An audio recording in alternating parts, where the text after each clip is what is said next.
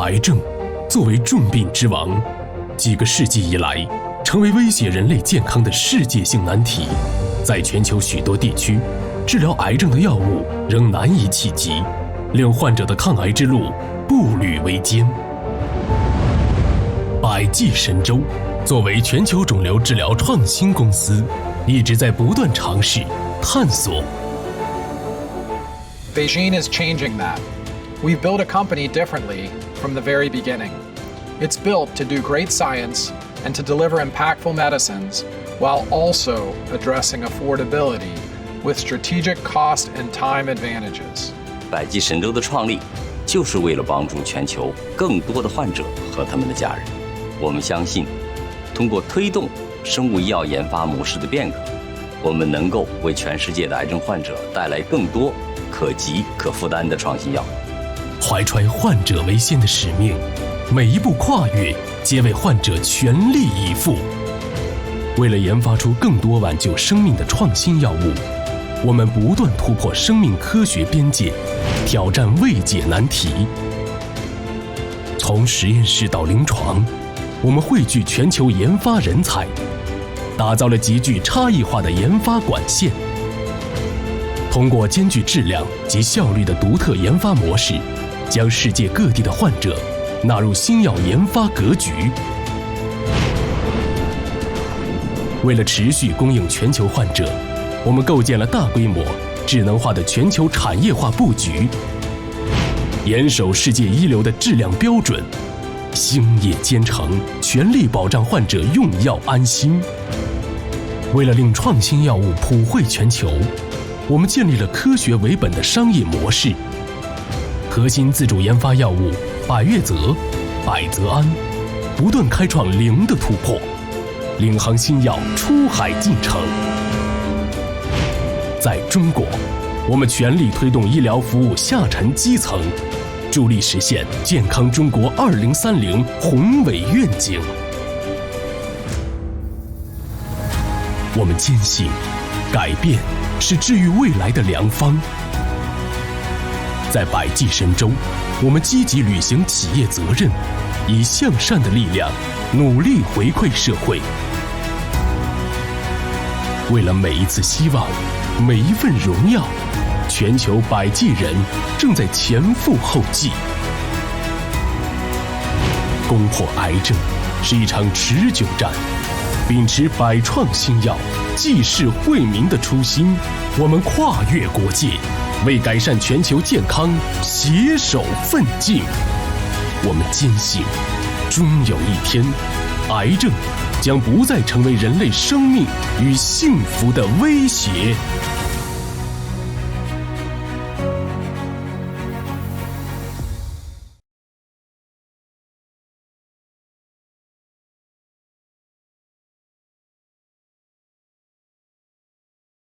大学附属肿瘤医院的孟庆威啊，我是。Ladies and gentlemen, my name is Meng Qingwei.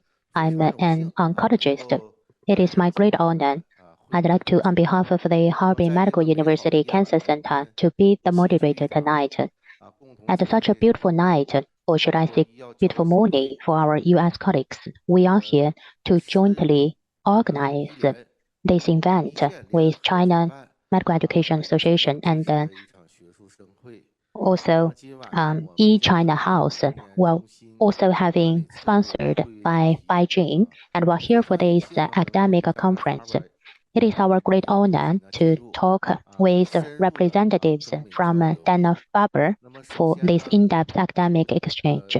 Ladies and gentlemen, first of all, let's welcome the chairperson of this meeting, President Sheng, to give us the welcome remarks. Let me introduce Professor Tai first. Actually, he's the chief physician, professor, and doctoral supervisor, president of Harbin Medical University Cancer Hospital. Now let's welcome Dr. Tai Sheng. Good evening and good morning, Professor David Reed and Professor Jeffrey Meyerhardt, and our distinguished colleagues both present and online. I'm Dr. Sheng Tai, Dean of the Harbin Medical University Cancer Hospital and the Chinese chair of tonight's conference. With me is Professor David Reed from Dana-Farber Cancer Institute. It's our pleasure to convene this esteemed group of scholars from China and the US to dive into strategies for clinical research center management. Our hospital, a leading institution in oncology in Heilongjiang, is committed to advancing research and education in cancer studies. We firmly believe that international collaboration is essential for progress in cancer treatment, a principle for this conference exemplified. I extend my sincere gratitude to all who have supported and are part of this conference. So let's approach the discussions with an open mind. Thank you, Professor. Thank everyone, tonight's professor and the scholars. Thank you. 好，非常感谢我们台教授的 Thank you 精 very 彩 much. 发言。 Thanks for Professor Tai for your wonderful remarks. 会议之前呢，我 Ladies and gentlemen, right before the meeting gets started, please also allow me to introduce you our chair from US, that is Dr. David Reed from Dana-Farber Cancer Institute. 肿瘤内科的 Dr. David is in charge of the medical oncology and who is also responsible for the outpatient operations and who is actually the chief administrator for medical oncology. 肿瘤学领域有着 Dr. Reid 造诣 has extensive experience and profound knowledge for oncology, and who is also a very well-established figure for hospital management. Tonight, he's going to bring us presentations along with discussions. So first of all, let's welcome Dr. David Reid to give the opening remarks, please. Please, Professor Reed. Yeah, thank you so much for inviting me to say a few words to start out this conference on clinical research. My name is David Reed. I'm the Vice President of Medical Oncology at Dana-Farber Cancer Institute, and with Dr. Meyerhardt, who is our Chief Clinical Research Officer, we hope to be giving you some valuable information. I've been to China 9 times, and Dr. Meyerhardt and I are planning our 10th trip for sometime in the spring. But it's so important, I think, that we continue our work with China in many regards, and clinical research is one of them. The incidence of cancer in China is about twice what it is in the US. And as importantly, the 5-year survival rate on a weighted average is about 30%, whereas in the United States it's 70%. So I think we can help a lot as we can collaborate together. 2 great countries can learn from one another, and we learn so much from our Eastern friends and our friends in China. We have a very robust alternative medicine clinic with acupuncture, so we're learning from you, etc. So thank you for inviting me to say a few words to start off the conference. As we say at Dana-Farber, we do not care if it's a cancer patient in Boston or Beijing. Dana-Farber will do whatever we can to lower the burden of cancer to anyone in the world. So thank you.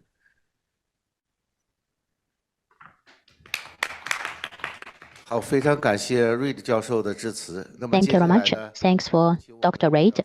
Ladies and gentlemen, coming next, let's welcome Dr. Reid to give the presentation. 题目是 Tonight, the topic of Dr. Reid's presentation will be strategies for the clinical research management.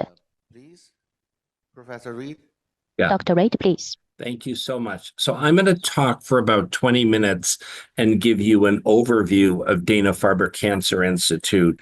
And then much of our success revolves around clinical research and our drug development. And Dr. Meyerhardt's going to give you many more specifics. So let me see if I can advance the slides. Oh, there we go. So Dana-Farber is the only hospital ranked in the top 5 nationally by U.S. News and World Report in both adult and pediatric cancer care. We're also a principal teaching affiliate of Harvard Medical School. We're ranked in the number 3 cancer center by Newsweek in the world. And actually the number 2 cancer center sends some fellows here to be trained. We're very proud of Dr. Meyerhardt is going to talk a little bit about the Dana-Farber Harvard Cancer Center and our NCI designated comprehensive cancer center. We're also a magnet hospital for excellence in nursing and healthcare delivery. Nursing care in the United States is very different from that in China. I've been there a lot, and I think we have a concept of having the doctors practice to the top of their license. So we've elevated nursing care in the United States and have nurse practitioners and physician's assistants, both are masters trained to be able to really help the docs. And we are a top recipient of NCI grant funding. Here are some of our numbers. Whenever I show these to an audience in China, these are, the patient visits and infusion hours are probably small to any of your cancer hospitals over there. But we have more of an outpatient cancer model than an inpatient cancer model. We don't give chemo in the inpatient setting like many places in China. We're very proud that we have had 51 biotech startups launched using Dana-Farber intellectual property. Dr. Meyerhardt is going to talk about our open clinical trials. We're very, very proud of this number. We have twice the amount of research granted awarded by the National Institute of Health for other cancer centers, and also 50% of the FDA-approved cancer drugs in the U.S. were developed in part with Dana-Farber Institute. That means basic science, molecule development, and possibly phase 1, phase 2, phase 3, phase 4 clinical trials. We also have over 153 independent research laboratories. Immunotherapy was in part developed at Dana-Farber. It works, as this audience knows, on some cancers, it doesn't work on others, and we're working in our labs now to be able to find out how we can find out more about checkpoint inhibitors and make it more effective in other cancers, like it is in melanoma and some others. We have over 11,000 faculty and staff and over 650 clinical research fellows. In the United States, English is, of course, the most spoken language, and then Spanish is. But at Dana-Farber, the second most spoken language is Chinese, because we have so many Chinese fellows. We're very proud of our 97% patient satisfaction rate. So at Dana-Farber, we have a singular focus on conquering cancer with an equal commitment to patient care and research that's unique among cancer centers. So among the faculty in Dana-Farber's medical oncology department, we have over 300 faculty. It's on a weighted average, pretty much about 50% research, 50% clinical. So we're doing a lot. We've had a lot of historic achievements here. We achieved the first remission in cancer with chemotherapy in 1948 through Dr. Farber, Dr. Sidney Farber. First ever remission of childhood leukemia, first patient and family advisory council. We pioneered the use of one's own stem cells in bone marrow transplantation in 1972. We're the birthplace of psychosocial services and cancer care. We're very proud of our pain and palliative care service, and we pioneered the strategy for combination chemotherapy. We're in a great neighborhood. If you ever come to Boston, and I welcome you all to visit, we're right next to Harvard Medical School and Harvard, the T.H. Chan Harvard School of Public Health. And as you can see, this is the neighborhood, Dana-Farber. We're next to Children's Hospital and Brigham and Women's Hospital and Beth Israel Deaconess Hospital, Joslin Diabetes Center, the Harvard Medical School, Mass Mental Health. So again, I welcome you, and we'd love to give you a tour of some of these great institutions. There's a great book that's also been translated into Chinese, The Emperor of All Maladies. And this was written by one of our fellows. So I encourage you to, if you want to learn more about Dana-Farber, to pick up a copy of it. It's a great book. It's about the history of cancer back to the Egyptian time of the pyramids. We've had a lot of leaders. Again, I mentioned Dana-Farber. In the mid-1940s, there was virtually no treatment for children and adults with leukemia, but Dana-Farber, who was a pathologist, not a clinician, reasoned that drugs could be identified to shut down leukemia. And in 1947, he tried a new drug on 16 children who were ill with leukemia, and he achieved temporary remissions in 10 of them. Then throughout the 1950s and 1960s, Farber continued to make major advances in cancer research. And by 1988, 2 out of every 3 children who came to Dana-Farber were cured. And we've also had a couple of Nobel Prizes. Bernice Bernasaraf won the Nobel Prize in Physiology and Medicine in 1980 for discoveries of genetically determined structures on the cell surface that regulate immunological reactions. And also Bill Kalin won the Nobel Prize in 2019 for discoveries of how cells sense and adapt to oxygen availability. And as a result, there's been several drugs in kidney cancer that has resulted in Dr. Kalin's work. We also, Gordon Freeman's another leader. He discovered PD-L1 and PD-L2 that, of course, really has changed oncology treatment with immunotherapy. And we continue to work on immunotherapy in our labs to see how we can have it help more types of cancer. So there's a little cartoon about how it works. And here's a case of Nick Wagels that shows the before and after results of a melanoma patient with immunotherapy. And many people in China, I put this slide in because many people in China ask how Dana-Farber can be such a world-renowned outpatient cancer center. And it's really because we're physically connected to the Brigham and Women's Hospital for our adult patients and to Children's Hospital for our pediatric patients. There's a bridge at the 3rd floor level. You don't have to go outside. So for patients who do need to be hospitalized, that get nausea, vomiting, sepsis, we need to have an inpatient hospital that we're attached to and really collaborate in close by. Our inpatient census every day is on average about 230 or so. So that's how many patients we have in the Brigham Hospital usually every day. We are very proud of our multidisciplinary oncology care. For solid tumor patients specifically, they're seen by a medical oncologist, a surgical oncologist, and a radiation oncologist. I know in China that the surgical oncologist is really primary, but we're very proud that we offer multidisciplinary care and on evidence-based medicine on the 3 disciplines get together. We also have, this is hard to read, but we have oncology-specific pathologists, oncology-specific radiologists, oncology nursing, palliative care, psychosocial oncology. So it's a very, very dynamic and what we call rich care model for the treatment of our patients.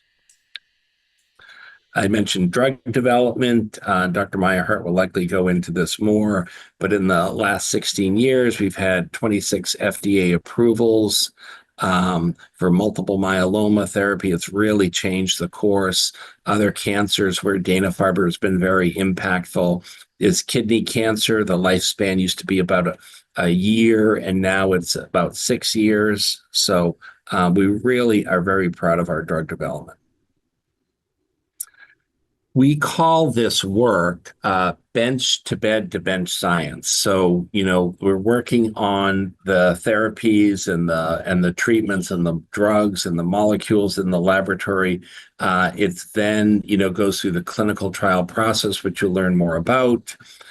We treat the drug on patients, and when it works and when it doesn't, then we go back to the bench to make sure we do more research, to tweak the drug if necessary, and try new molecules and drugs and interventions. So this is really kind of some of the process that, again, Dr. Meyerhardt will go in more detail. Drug drug development, phases of clinical trials, all of this stuff you'll hear about.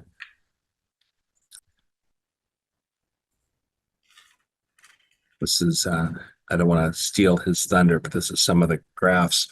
I also mentioned that we learn from you. We're very proud of our Zakim Center for Integrative Therapies. We, provide integrative medicine and healthy living programs to the patients. So we're not just trying to treat their cancer, we're trying to treat the whole person. So we have appointments in massage, reflexology, Reiki, which is a Japanese treatment, acupuncture, movement, expressive arts, meditation, mindfulness. And again, this is all thousands of years of practice and that's done in China that we brought to the United States for our cancer patients. We have a survivorship program. More and more of our cancer patients are surviving. So we're treating the patient after their cancer. We, as you know, like if some patients have had some complications as a result of chemotherapy. They might have heart issues or kidney issues or fertility issues. So we have a program where they can be seen by an oncocardiologist, an onconephrologist, or our oncofertility specialists, sexual health problems. We try to treat the whole patient at Dana-Farber. We're also launching a big effort in early detection, so stopping cancer before it starts. Cancer, as we know, you don't not have one cancer on one day and then have it the next day. It's an evolution and a process. And we have an early detection program that focuses on high-risk genetic testing and some of the cellular changes to be able to really try to stop it before cancer starts. So that's a lot of what we've invested in at Dana-Farber in the last couple of years. And we also have a very good international patient center.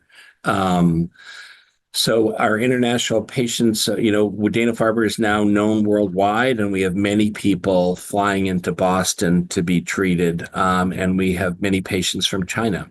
But we have this international center has translators and interpreters from all languages. We have a lot of collaborations with South America, the Middle East. We also have a very effective one with Sun Yat-sen University in Guangzhou.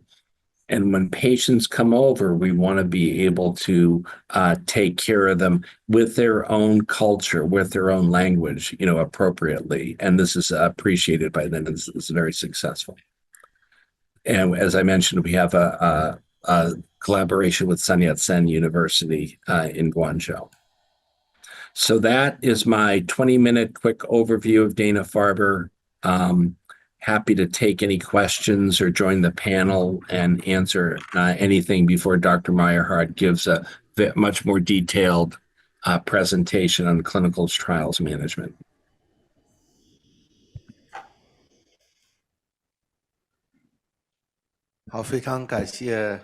Thank you so much, Professor Reed, for your wonderful presentation. In your slides and presentation, we actually know a lot about Dana-Farber, your efforts, your work, what has been done in your center. Very interesting program for us. I think your talk is really inspirational and worth learning from. It's been a rewarding presentation. Another round of applause for Professor Reed. Thank you so much. And now, without further ado, let's dive into the first discussion session. In this session, our discussion will focus on management model in Dana-Farber. What management strategy at Dana-Farber Cancer Institute can enhance the efficiency of resource utilization?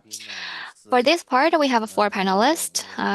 We have Professor Sheng from our center. We have Professor Reed and Professor Meyerhardt, and also we have Professor Gao from our center as well. I've just introduced to you previously about Professor Tai and Professor Reed, and now I would like to briefly introduce to you about Professor Meyerhardt. Professor Meyerhardt is the Deputy Clinical Research Officer at Dana-Farber Cancer Institute and also Clinical Director of the GI Cancer Center at Dana-Farber Cancer Institute. He's a very excellent oncologist. Professor Gao from our center is the Director of Medical Affairs, also Bachelor of Law, Master of Management from Harbin Medical University, a very excellent and outstanding admin in our hospital. Without further ado, let's dive into the session of discussion. We'd like to hear from our Chinese side. Do you have anything to share with our experts in Dana-Farber, and do you have any question for them? Professor Tai? Okay. First thing first, thank you so much, Professor Reed, for your wonderful talk. With a 20-minute presentation of yours, we actually know more about Dana-Farber Cancer Institute. We actually see in your center you have a very long history, a time-honored history, and you have an outstanding professor named by Professor Dana and Professor Farber for pediatric leukemia. So for such a center, a cancer institute, I do believe during your development, you have achieved great success today. I see 2 Nobel Prize laureates. So a lot of things that we need to learn from you. Actually, in terms of management, we really need to learn from you.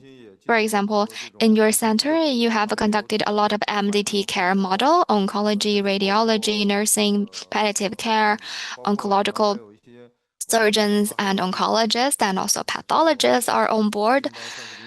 I see that palliative care is also set in your center in one of the team members.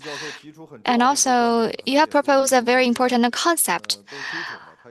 And then we all call for, while treating cancer and tumor, we're not treating the disease per se. However, we are treating the person. We are treating the patients as well as a whole.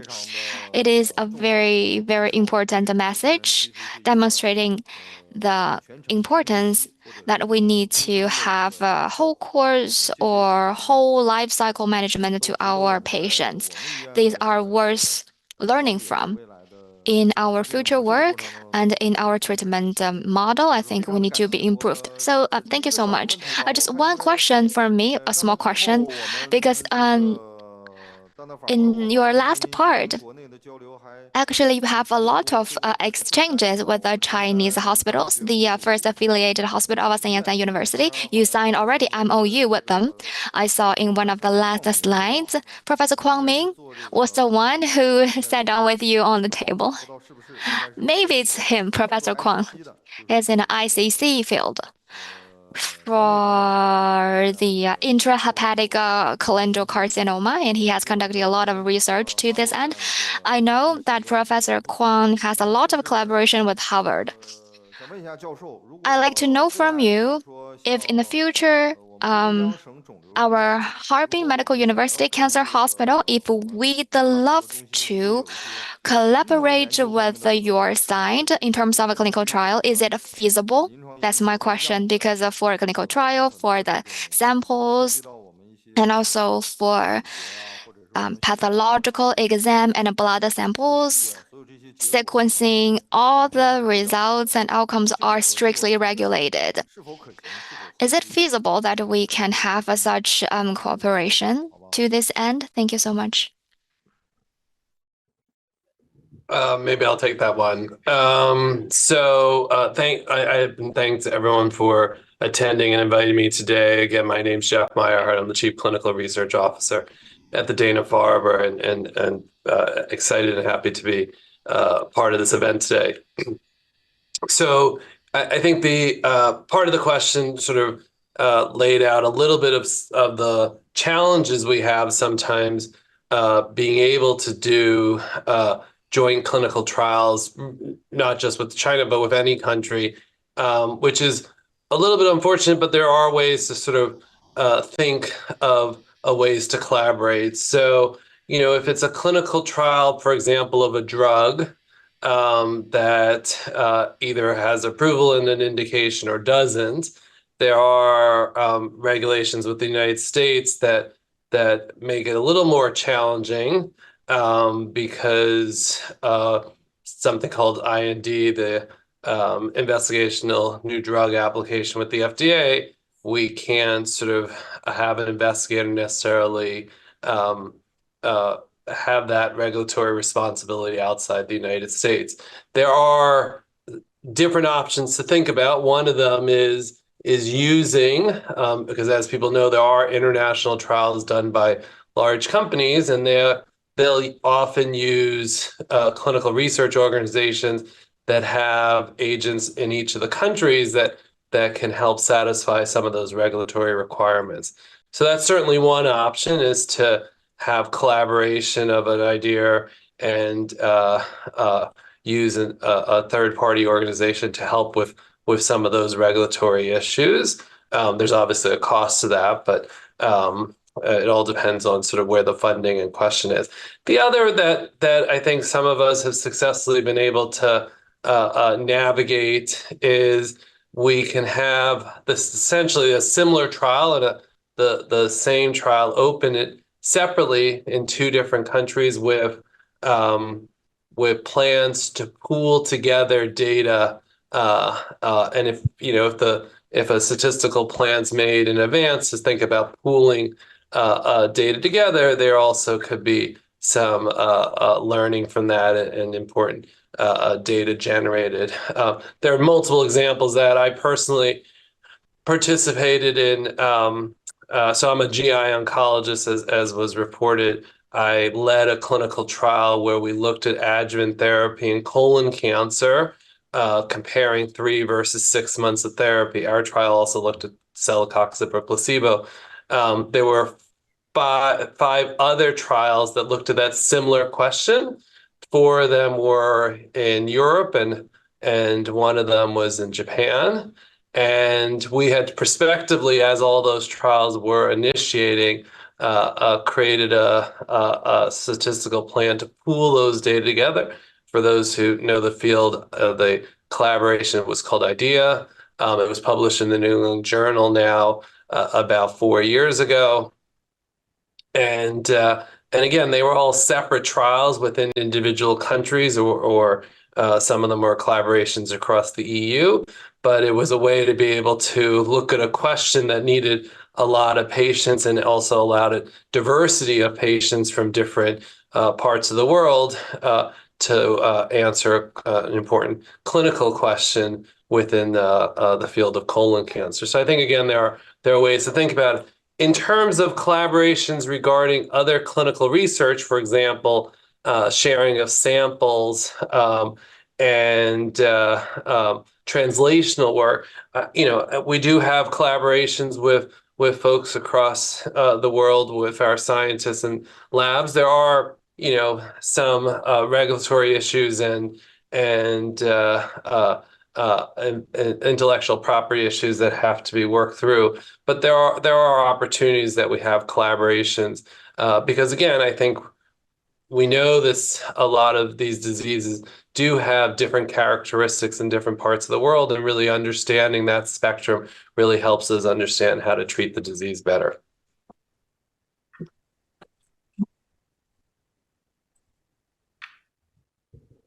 Thank you. Thank you very much. Thanks for Dr. Meyerhardt. Thank you very much. Thank you for Professor Meyerhardt for your wonderful response. Professor Gao, is there anything you'd like to ask?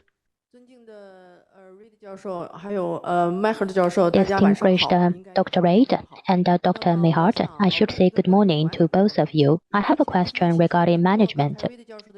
Just now, I heard from the presentation from Dr. Reid. I clearly noticed that Dana-Farber is being quite excellent regarding patient service.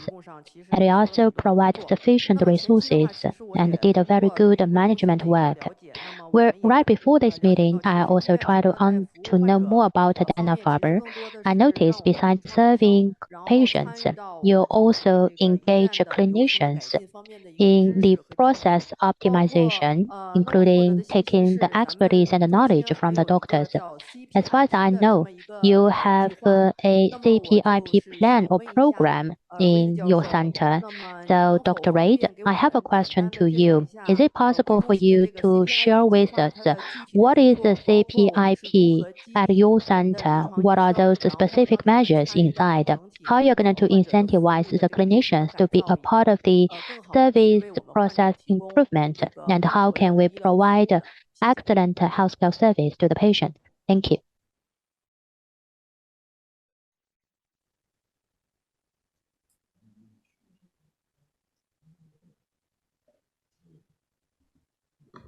David, were you answering that one? I'm not. Jeff, are you getting the translation part of it? I am. Okay. Yeah, I'm not. Tell me briefly what they asked. And can you just summarize the question again? Do you see, David, on there's a little interpreter. Do you have the little globe thing on the bottom? Yes. Yeah. And then you just have to like click it and change to English. Okay. Do you got that? Yeah. And then it says English. Okay. Do you mind repeating the question? English. Got it. If you could repeat the question. No worries. Dr. Reid, I have a question to you. As far as I know, that your center did a very good job. You have a CPIP program, that is a clinical program improvement program. You encourage the clinicians to be a part of the customer service improvement. The clinicians being more active in improving the process. May I know more about the CPIP, including the specifics? That can actually help our clinicians to onboard the process improvement. Just like what you mentioned, Dr. Reid, in your presentation, you mentioned you have 97% of the customer satisfaction. And in other words, in China, we won't be able to reach that high number. We really would like to know more from you, including those process improvement initiatives. Thank you. Yeah, thank you for the question. So yes, the physicians are involved in our process improvement process at various levels. We take patient satisfaction very importantly at Dana-Farber and also in the United States in general. And because of that, like patients are in the U.S., they can easily move from one cancer center to the next. You know, we have competition in Boston with other great cancer centers, including Mass General Hospital. So patients have an option. So we need to keep patient satisfaction very high and keen. And, you know, this involves patient access, being flexible with the faculty to see new patients. It is a struggle at Dana-Farber because we're so research oriented. You know, we want to make sure that we respond to the patients, but also there's a lot of pressure from the academic faculty like Dr. Meyerhardt to perform their research. But they're involved in everything from how we see new patients, the different processes.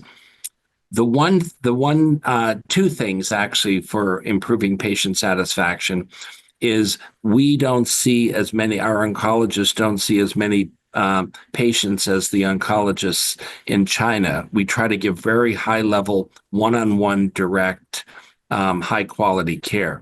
I know when I've been to China, sometimes some of the oncologists tell me they might see 100 patients a day.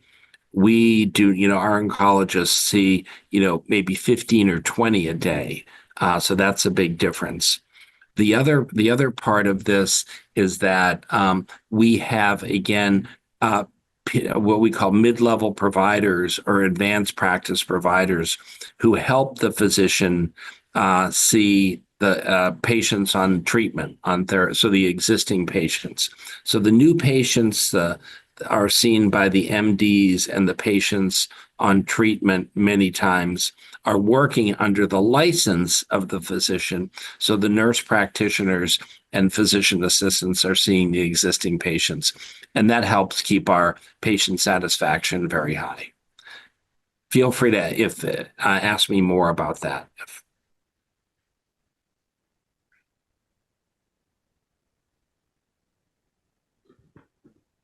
Thank you very much. Thanks for Dr. Reid. Our Dr. Reid and Dr. Meyerhardt, do you have any question to us to Harbin Medical University? I can also surely do a brief introduction about our center.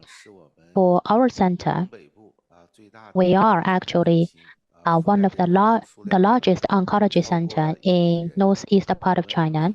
We cover a population of more than 100 million, and our outpatient visit is actually more than 1 million per year. Our surgery volume is around 53,000 oncological surgeries. So in other words, we are a large center accommodating a huge number of patients.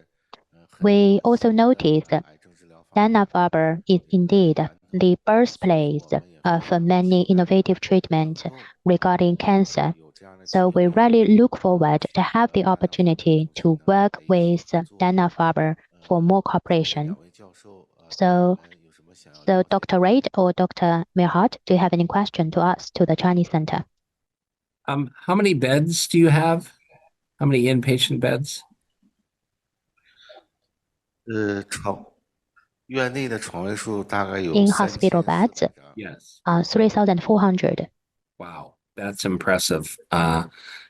We don't have hospitals anywhere that size. The largest in Boston, I think, is 900 beds. But again, we have for oncology, we have a very outpatient-based model with ways to hospitalize patients. But we do a great job, I think, managing the symptoms of chemotherapy and any infusions.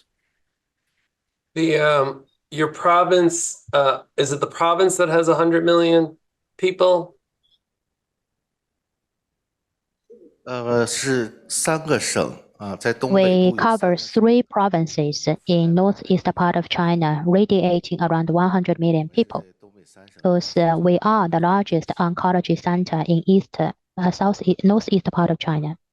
That's very impressive.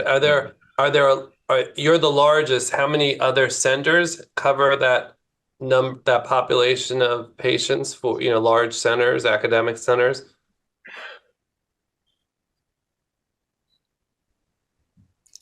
In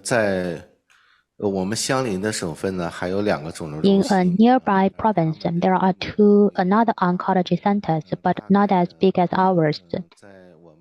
Roughly speaking, in Jilin province, a nearby province, its oncology center is just 1/3 of ours, roughly. And in Liaoning Oncology Center, another one, the size is around half of ours, roughly speaking. That's roughly speaking, because we don't know other centers that well. We don't have the specific number, can just give you a rough number. At least at our center, we have 1,700 clinical trials on the go. So in other words, among all the centers in northern part of China, was still a very active one. We have extensive clinical trial network and be very active.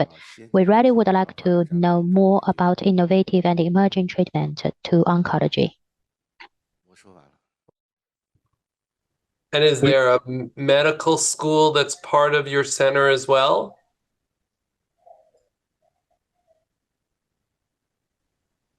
In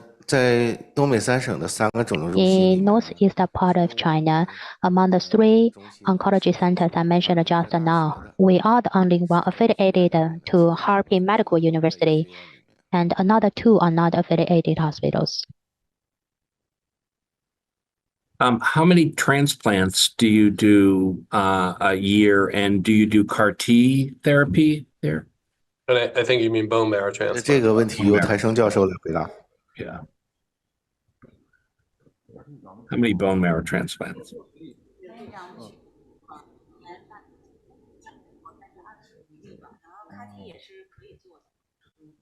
你好，我回答一下，因为我们对于血 Hello, 液 let 肿 me 瘤 help CAR-T to 的 answer the 是有 question for hematology treatment. Indeed, we have CAR-T treatment.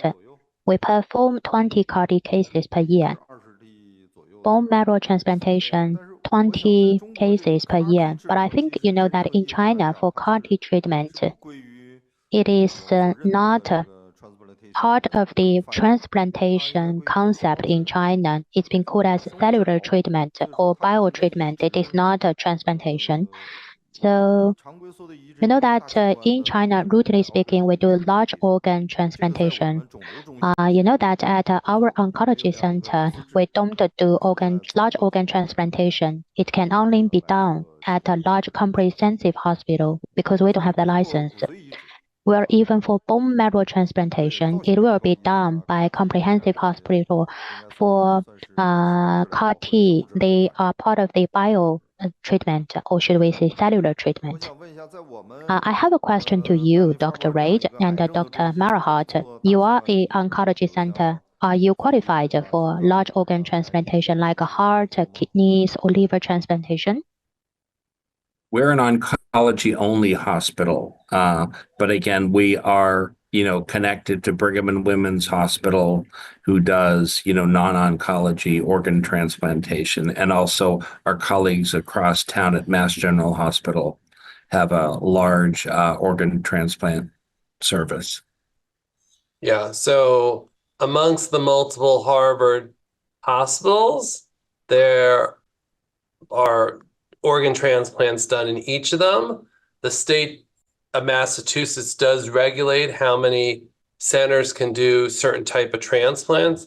So our closest partner, the Brigham Women's Hospital right now, they'll do cardiac transplant, lung transplant, kidney transplants. They actually don't do liver transplants. Across the street from, which is also a Harvard hospital, Beth Israel, as well as the Mass General Hospital, do liver transplants as well as others. So across the different Harvard hospitals, there are organ transplants throughout the city. And I don't know the volume, actually, of how many they do. Because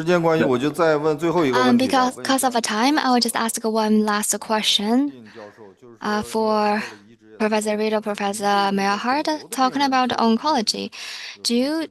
What do you think about oncology patients undergoing transplant? For example, for liver patient doing liver transplant or lung cancer for lung transplant. Do you have any idea? What's your thoughts on this? Sure. Yeah. So it certainly depends on the type of cancer. For primary liver cancer, hepatocellulars, there's definitely an indication for the appropriate patients to consider liver transplants. That's been for quite a while, as well as some cholangiocarcinomas. You probably are aware of the recent data presented at ASCO this past year for liver transplants for colorectal cancer patients, in which it was actually a randomized trial in Europe that looked at liver transplant compared to just chemotherapy. And there was clearly a survival benefit. It's a very select population. Again, our partnership with the Brigham does not do liver transplant. We do across the street have the Beth Israel Hospital, which has started to evaluate for, again, highly selective patients, liver transplants for colorectal cancer. In fact, I think they are planning their first one next week. There are a few other centers in the United States that do that as well. I don't know if I could speak as much for lung transplant for lung cancer patients. I think that's a little bit of a harder to understand how that's possible or how helpful that'll be. I mean, the advantage, as you know, for liver transplant is you can either take what's called cadaveric or living donors, because living donors can donate part of their liver and still do quite well, and that then could be transplanted to the patient with who has their liver removed and then a transplant from the other. That's a harder thing to do with a lot of other organs. And given the scarce resources of cadaveric transplants for other organs, I think that's less considered, at least in the United States. 好的，谢谢。因为我知 Thank 道 you, 可能 thank you. I do know that at least in the US, for the liver metastasis for CRC and PNAS for neuroendocrine liver metastasis, these two are suitable for liver transplant. You have an indication, especially for the multifocal diffused ones. However, in China, we don't have rich experience. Very few cases. That's hence the question I ask you. Thank you. Thank you for your answer. Any more question from the floor on the Harbin side? They're asking themselves. Oh, I do have one question.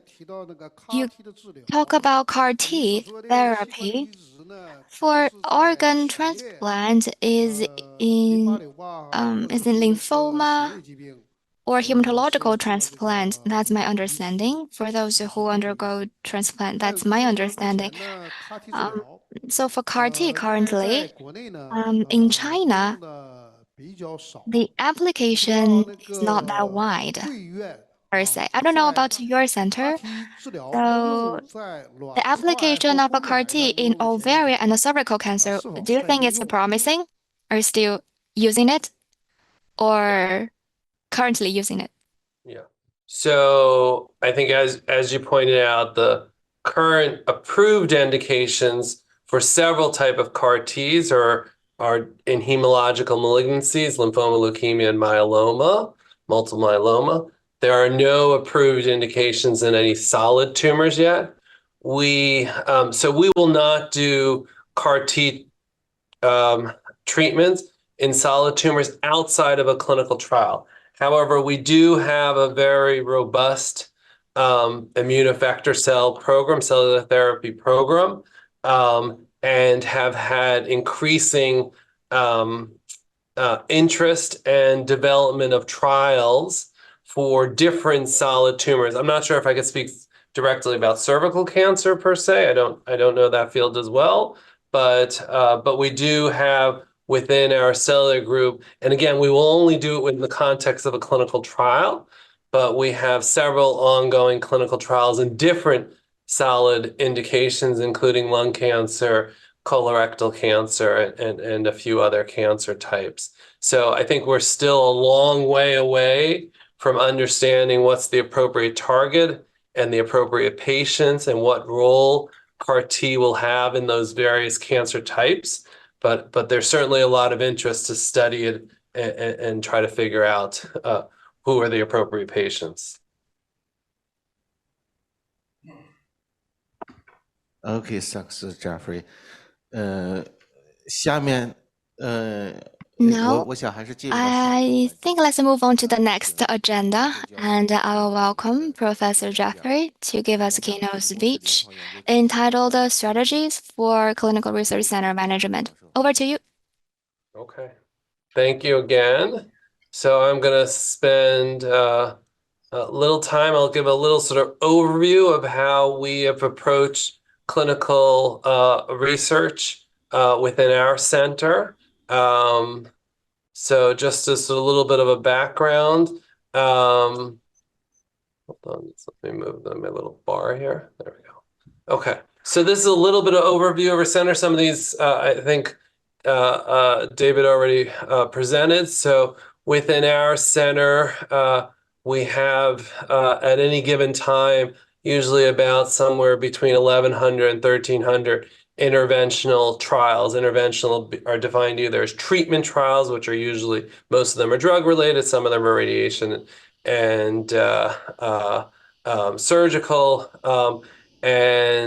or non-treatment interventional, studying things like yoga or different exercise studies or devices or things like that. And then a smaller percentage of non-treatment trials. So, and that's a smaller percentage of the non-treatment. About 1,200, I said there. We have a very large staff that helps do this work, and I'll explain a little bit how we've organized our infrastructure to help support this work.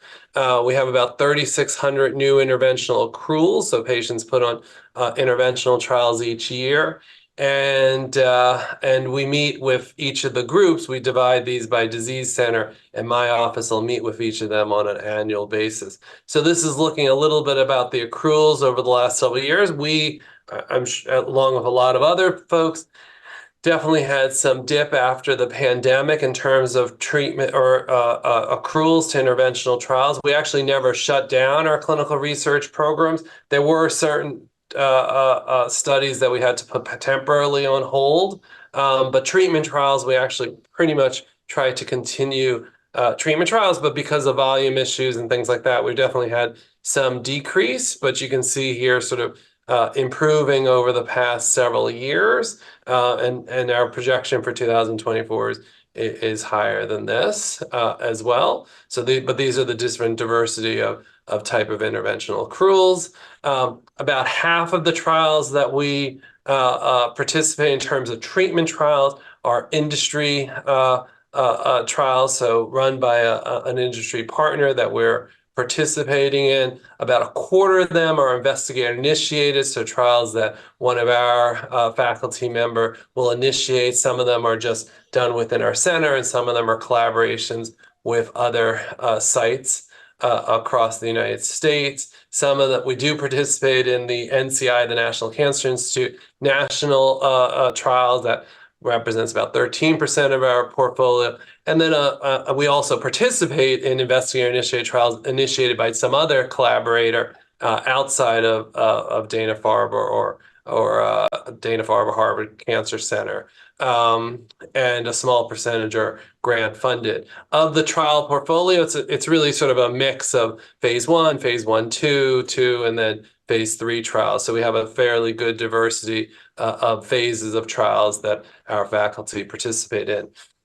Again, we think of this sort of as a really large infrastructure. We are divided both on the clinical level and on a clinical research level into disease groups, so GI cancers, thoracic cancers, breast cancers, and others. We then also have multiple regional sites, so outside our sort of central hub in Boston, we have sites in different parts of Massachusetts that also have we've increasingly offered certain trials in those sites and have increased accruals in those sites. We partner with other groups, include the surgery group, radiation oncology group. David talked a little bit about the Zakem Center. We talked a little about the Psychosocial and Palliative Care Center, which is now being called the Supportive Oncology Center, all of which participate in clinical research. And so we have about 380 faculty members that participate in clinical research, have a staff of about over 600 research staff and 125 clinical research nurses. We, to try to sort of improve efficiencies, we several years ago convened a task force to really sort of help with trying to understand how we can make some of the processes more efficient, and especially after the pandemic, concentrate on our workforce that participates in this, because these are a lot of those folks within the clinical research enterprise are folks that are recently out of college, that are doing clinical research coordinator positions for a period of time. And some will eventually go into other schooling, but some will want to stay in clinical research, but become very attractive to other folks that do clinical research, including industry partners, et cetera.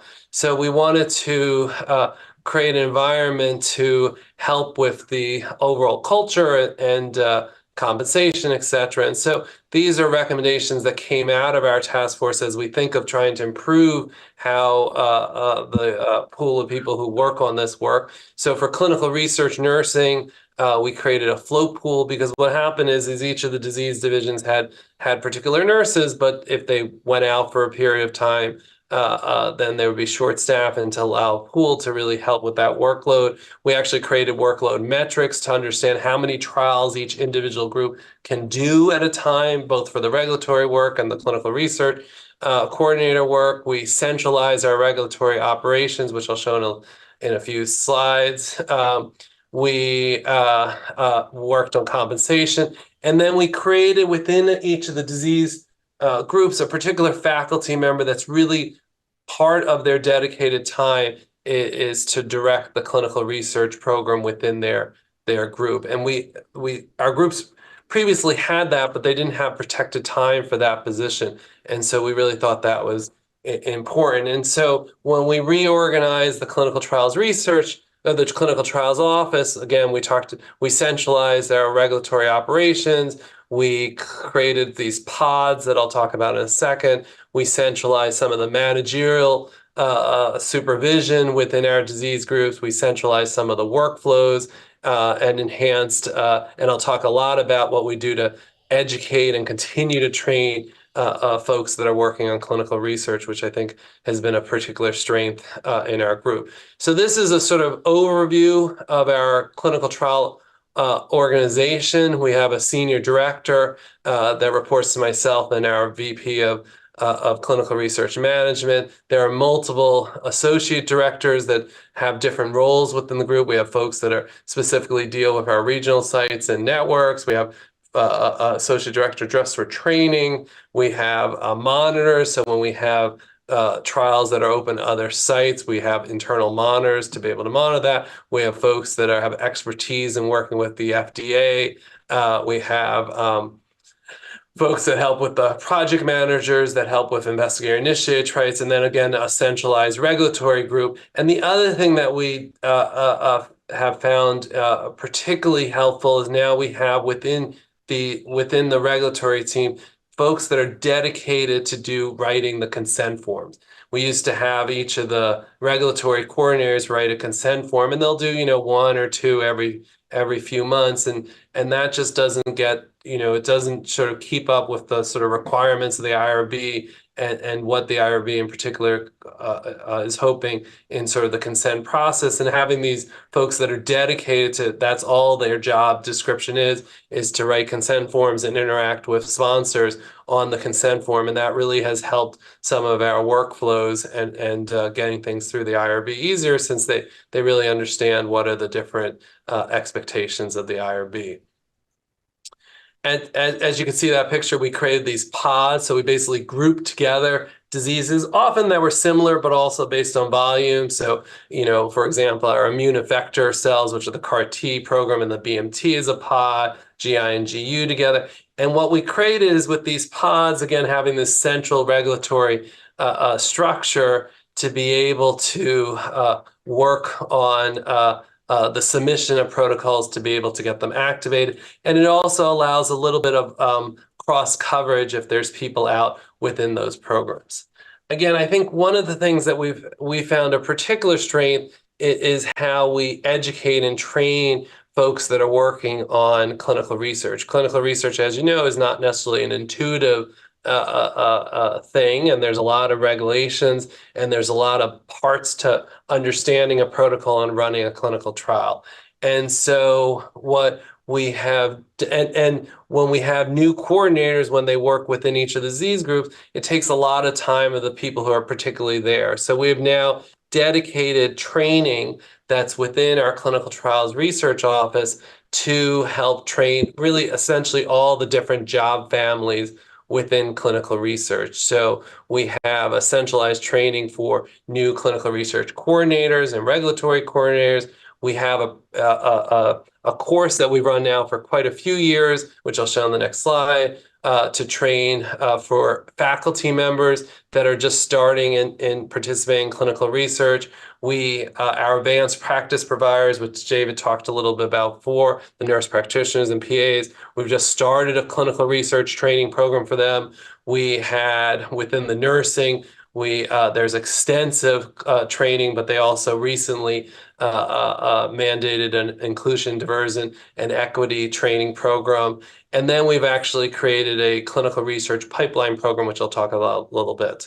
I didn't know this was there. Okay, so some examples of training. So we have an office called the Office of Data Quality. They have sort of virtual training or online training for all people when they first get involved in clinical research, and there's a checklist for principal investigators to be able to demonstrate that they've done reading and training on some of the different policies that we have, including about audits and inspection and informed consent process and consenting patients that don't speak English, etc.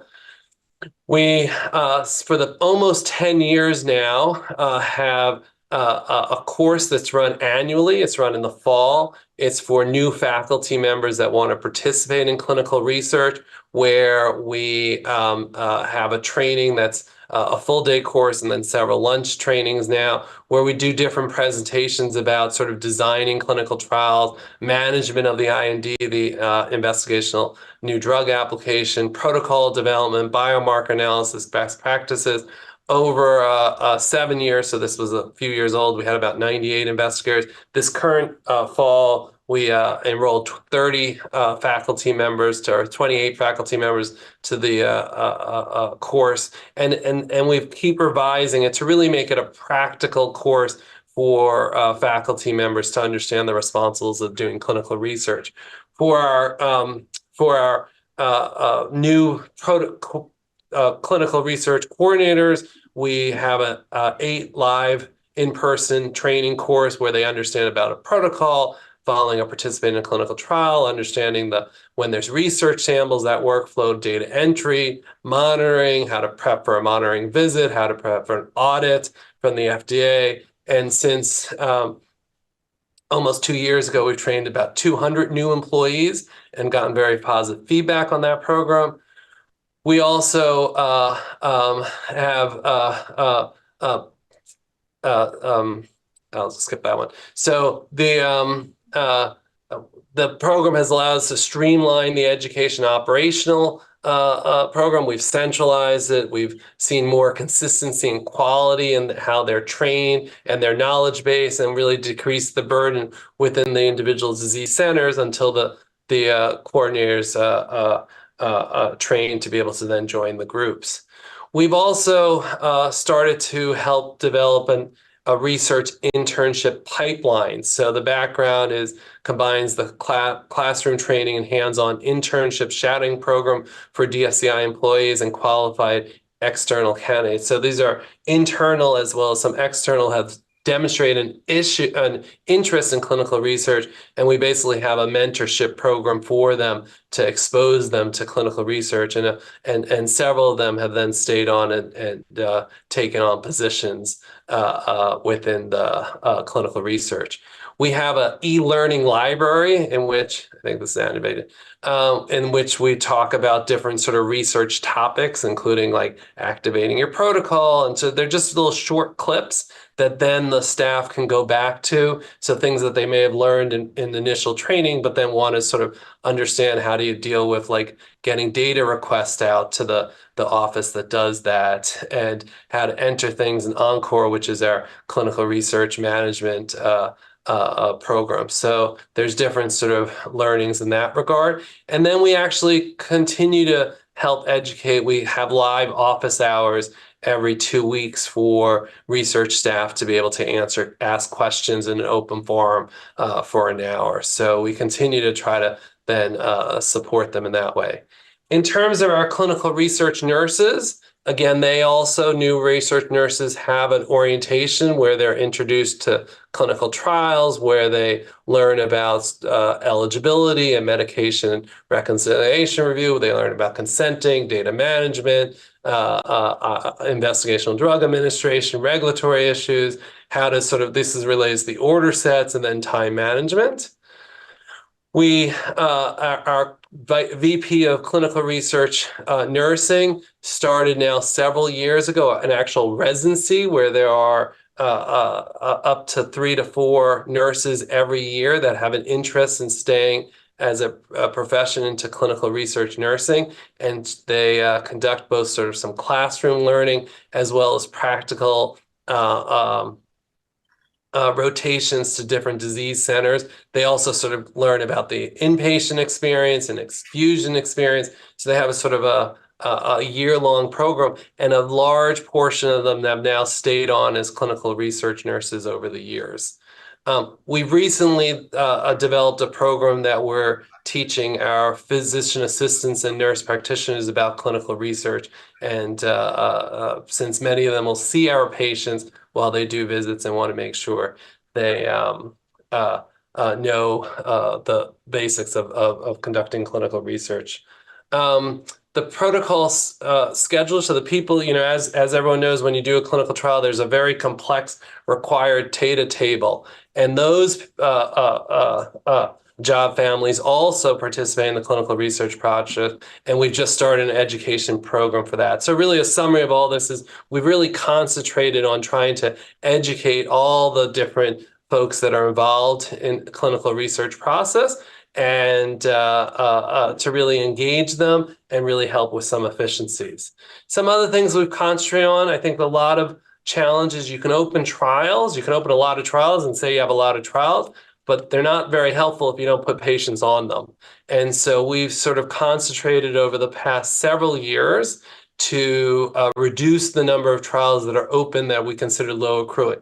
Now, the challenge of oncology, as people know, is, now we have diseases that have very small subsets. So we have, lung cancer where there's ALK-positive lung cancer, ALK-mutated lung cancer. And that's just a very small percentage of total lung cancer. But as everyone knows, there's also a lot of exciting drugs that are now available for ALK-positive lung cancers. And so we want to make sure there's trial opportunities for some of these patients, but we also still need to have trials that accrue overall. And so I just put here some of our rules of what we define as a low accruing trial. And ultimately, we've now, if we looked at this curve 4 years ago, most of the disease centers were above this 25% threshold. This is looking at now several months ago, where most of our trials are really in the single digits or low teens in terms of percentage of their portfolio that's low accruing. The one that actually has the highest accruing is a phase 1 trial,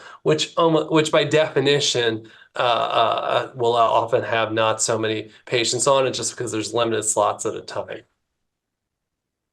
Okay, this is how when we have a protocol, we have a system, an electronic system called IRIS. That's our management of getting things through. And not to go through this detail, but we have multiple review process. We have a scientific review, we have IRB review, we have our pharmacists and nursing review it.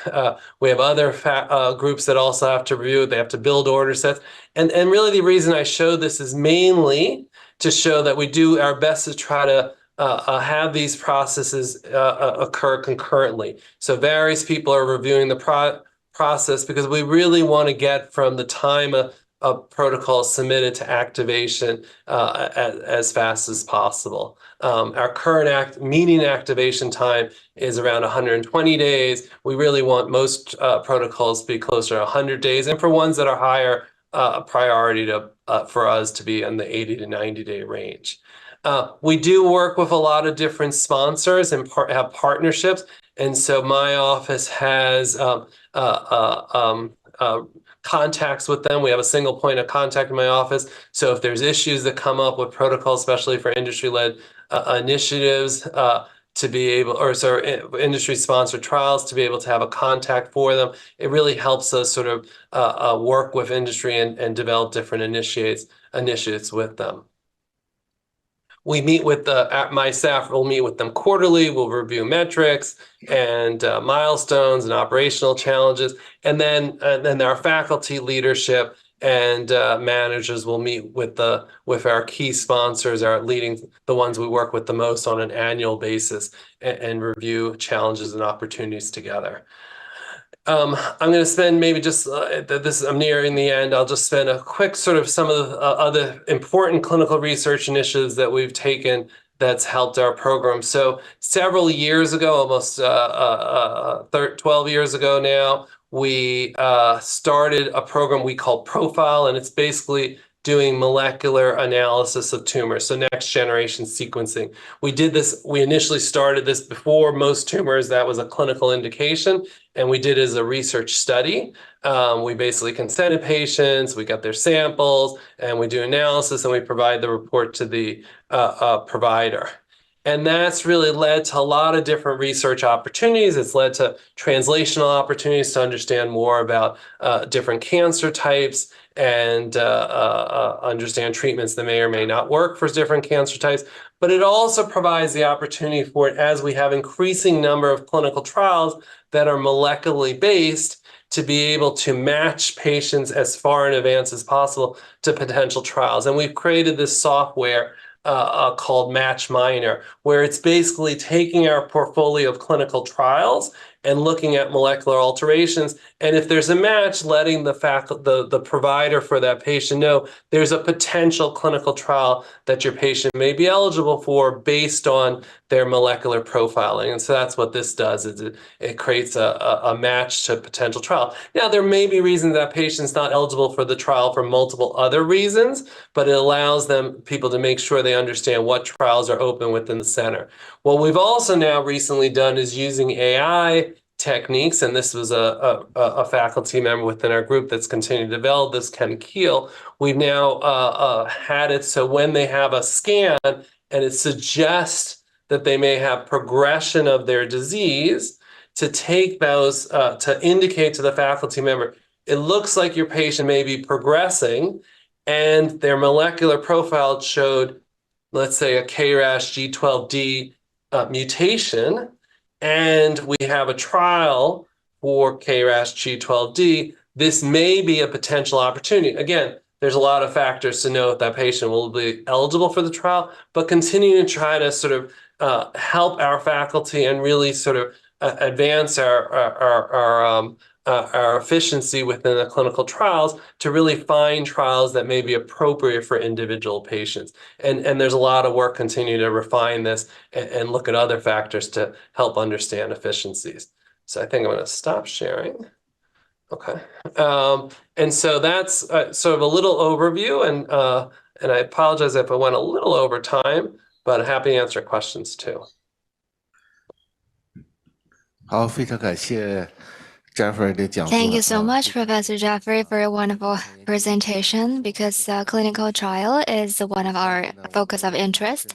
We have another colleague who are willing to join our board for panel discussion. They are Professor Hong Xuan, a lung cancer oncologist, and Professor Qian, a breast cancer expert. Professor Hong. Thank you. It's my great honor to be here and to discuss with you in terms of clinical trial management. I am a chest tumor physician, especially focusing on lung cancer. Because of a clinical trial, we have seen a lot of emerging new drugs. Talking about clinical trials, especially for advanced stage cancer patients, clinical trial may be another hope for our patients to improve survival. However, in our clinical practices, we will see complex scenario, advanced patients with a lot of characteristics. For advanced lung cancer, according to guideline, we'll give them systemic therapy. However, for those with oligometastasis or local regional metastasis, the individualized local regional therapy may achieve the better result. Considering in clinical trial, they will just limit the local regional therapy, especially for the primary lesion and also surgery and radiation. Against this backdrop, sometimes I've been thinking, well, for our patients, is it the best for us to recommend clinical trial for these type of patients? In your clinical trial management presentation, we see a very good system and a process. My question for Professor Jeffrey is, For those participating in clinical trial, if they pass the screening, do we have an MDT discussion to see whether they really are suitable or eligible for such clinical trials?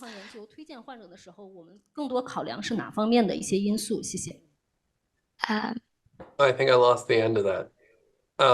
Eligible, did you say specifically surgical clinical trials or just any clinical trial?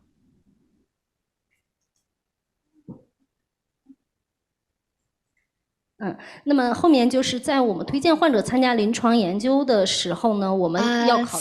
the on-site, maybe there are some internet signal issues, so we just Okay, cannot I think I got the catch it. gist of the question. So, and thank you for the question. So, and I think it's a great point. For any clinical trial, as you know, patients need to consent to a trial.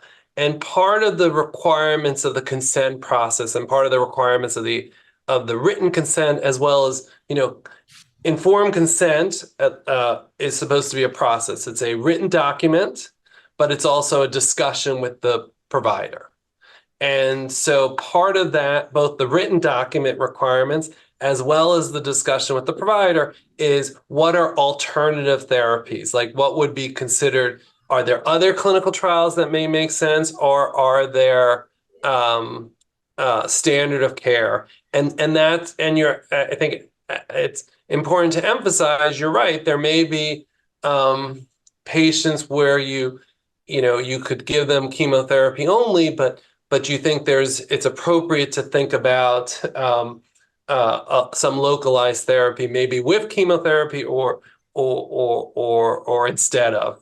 And so I think that's, again, part of the process. I would also say some trials, again, I do GI cancer, so we've had multiple metastatic colorectal trials that a proportion of the patients will go on to localized therapy. Maybe the whatever they were getting for treatment was really good to help control their cancer, and then the decision was made to try to go to localized therapy. And again, I think even if a patient's on a trial, you have to continually determine, is that trial still the best option for them, or are there other options? Lastly, we and others, and I work again within the National Cancer Institute cooperative group system. We're part of what's called Alliance.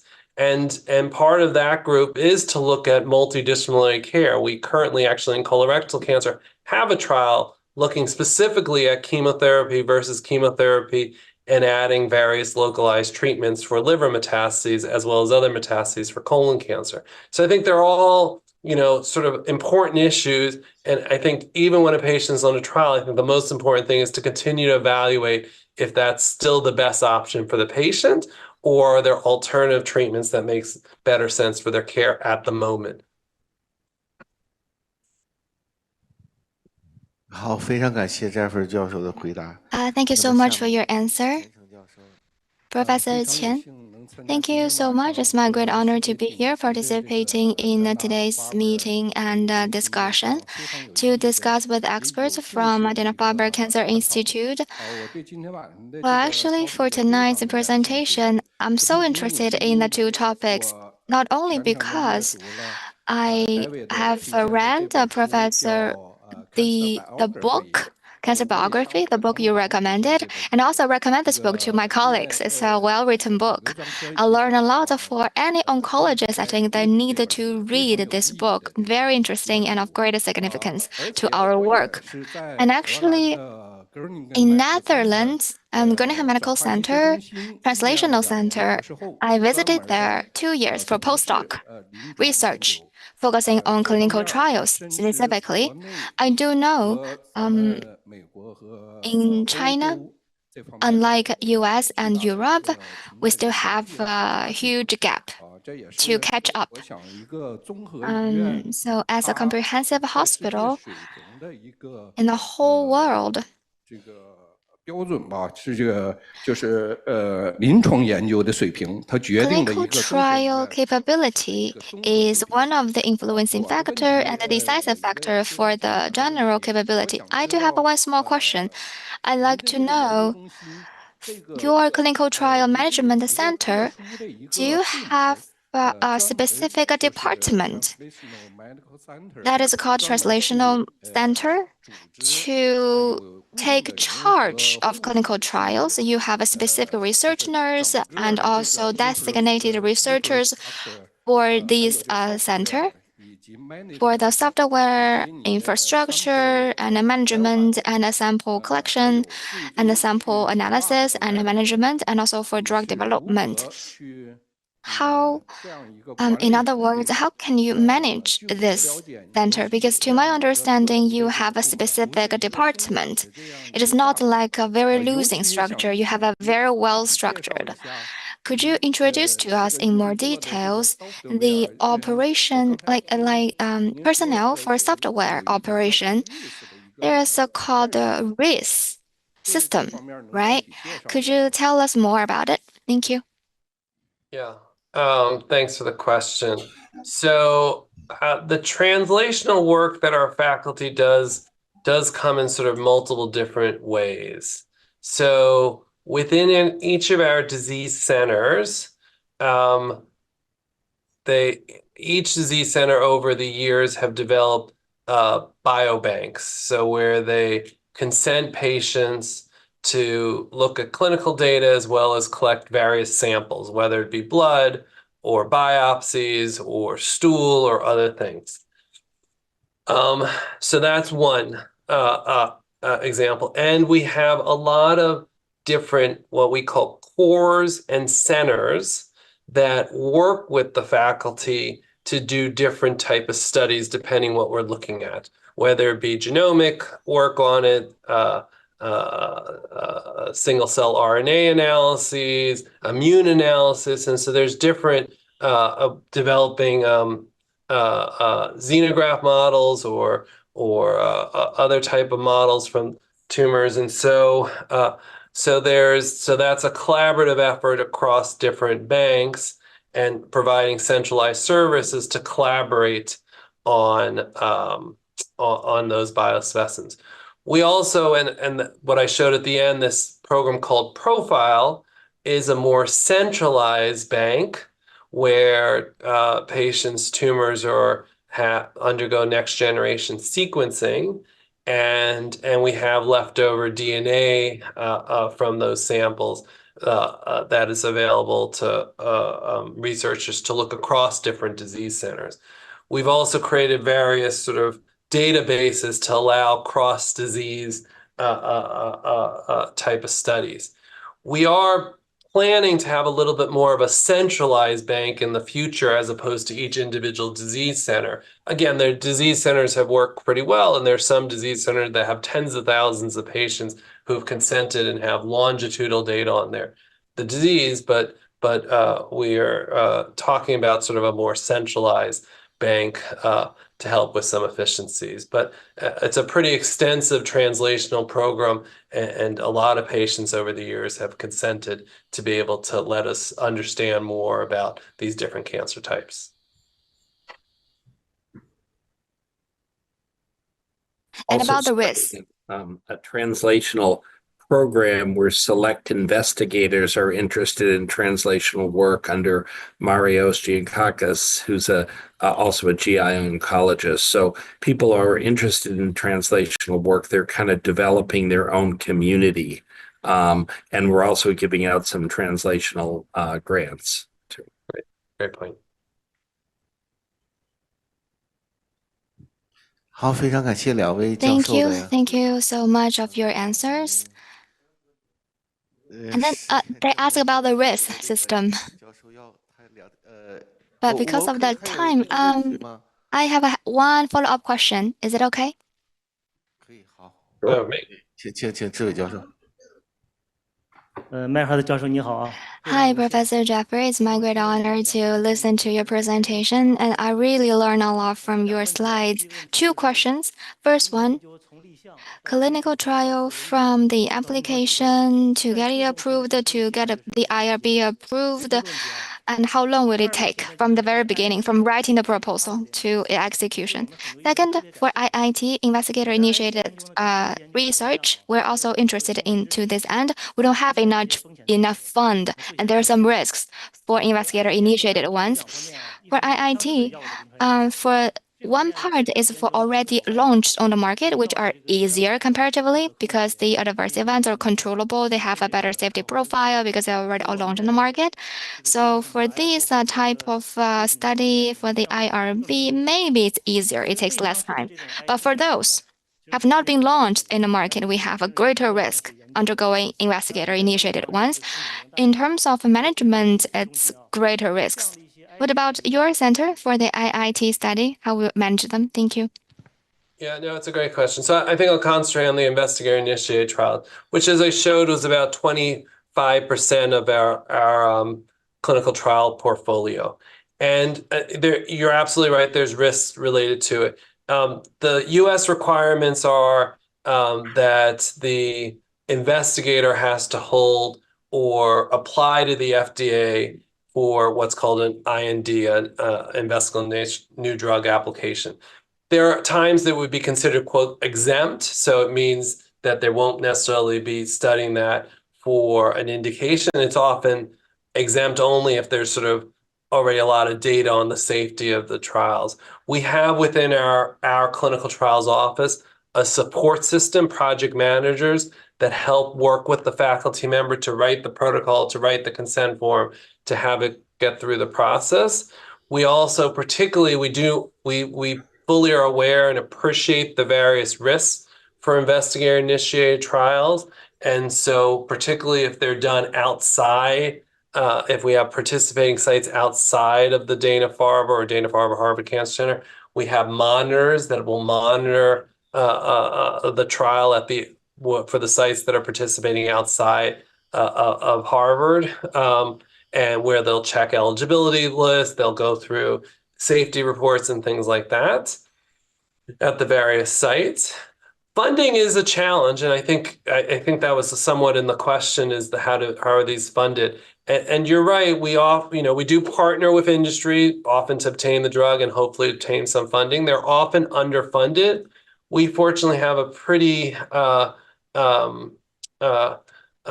generous patient population that really wants to support clinical research and wants to support advances in clinical treatments. And so some investigator-initiated trials will either apply for some grant funding or foundation funding, or utilize some generous philanthropy from patients to be able to conduct some of the research. So often the funding for this to be able to conduct that is a mix of different sources. But we really sort of find one of our core missions is to help develop trials and conduct investigator-initiated research.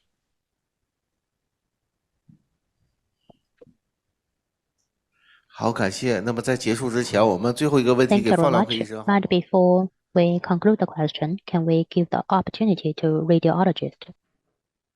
Hello, Dr. Reid.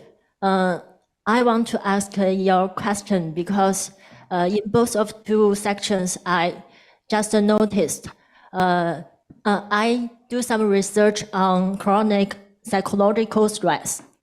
And in both of your sections, in your center, there are some treatment to release the stress, such as yoga, sports, or some Chinese medicine methods.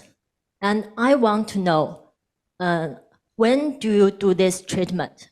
Before, during, or after the primary treatment of cancer? And how about the result? Thank you. So We do most of our alternative medicine treatments in the Zakem Center, and that's under the leadership of Dr. Jennifer Ligabell, who we can have you meet at some point if you're interested. But we do most of them after, they have to be a cancer patient here. There's other public places they can get acupuncture and things like that, but it's really after treatment.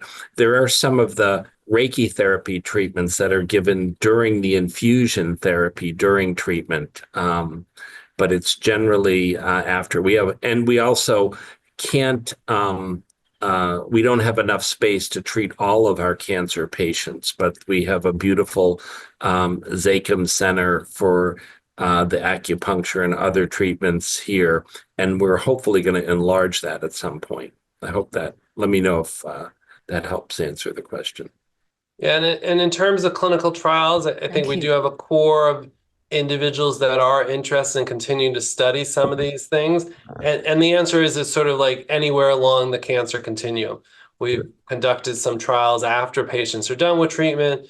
Dr. Ligabell and I both are participating in an NCI initiative looking at exercise while people are receiving chemotherapy and how that affects side effects and intensity of treatment that's able to be received. So I think that this is definitely a strong interest of several researchers at our center, and we think it's very important to continue to study. Right. Also, Dr. Ting Bao, who recently joined us from Memorial Sloan Kettering Cancer Center, she's very interested in evidence-based Chinese practices and is doing the research on there. So.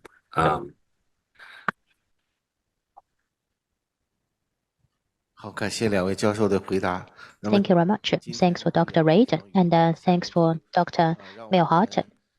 What a great honor to exchange ideas from both sides. Now we're going to have the chairperson to give the closing remarks. Dear Professor David Reid and distinguished guests, dear college ladies and gentlemen, our conference is coming to a successful conclusion. We have witnessed the feast of ideas with the brilliant presentations, in-depth discussions by our distinguished guests, undoubtedly bringing new insights and directions to our research work.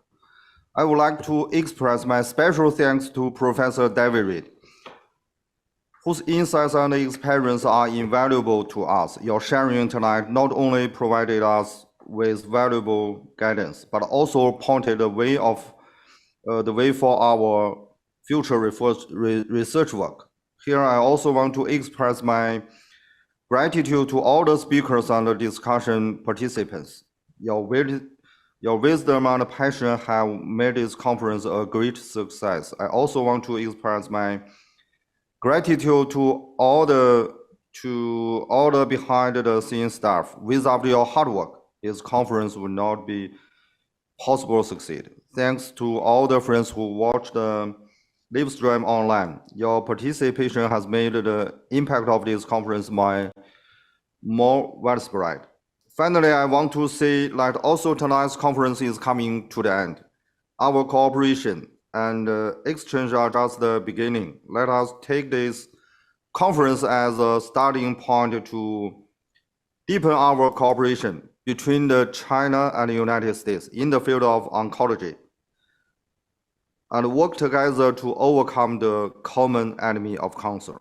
We look forward to meeting again in the future.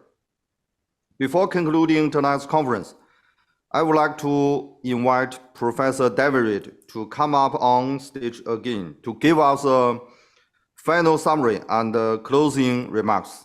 Let us give him a warm round of applause. Thank you so much, Dr. Tai, and it's a pleasure for Dr. Meyerhardt and I to join you all tonight in China. I'll be very brief and just reiterate that cancer is a huge problem in China. Again, the incidence is about double what it is in the US, and your long-term survival rate is less. So we're going to try to, Dana-Farber, we will try to help you wherever we can.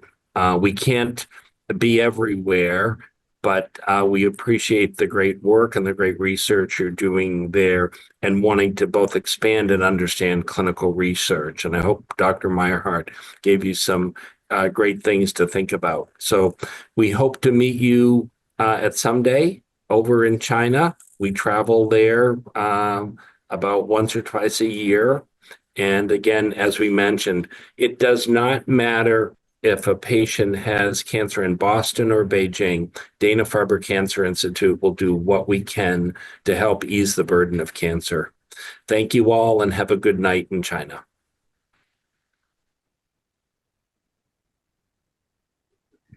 Oh, thank you. See you. Thank you. Thank you, thank you. 谢谢。就这样吧。好，谢谢。拜拜。辛苦啊，罗老师。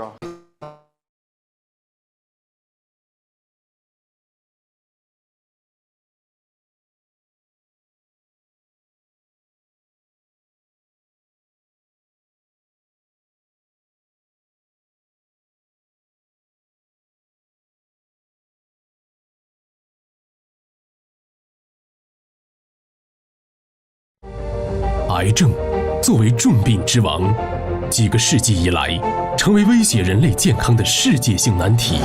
在全球许多地区，治疗癌症的药物仍难以企及，令患者的抗癌之路步履维艰。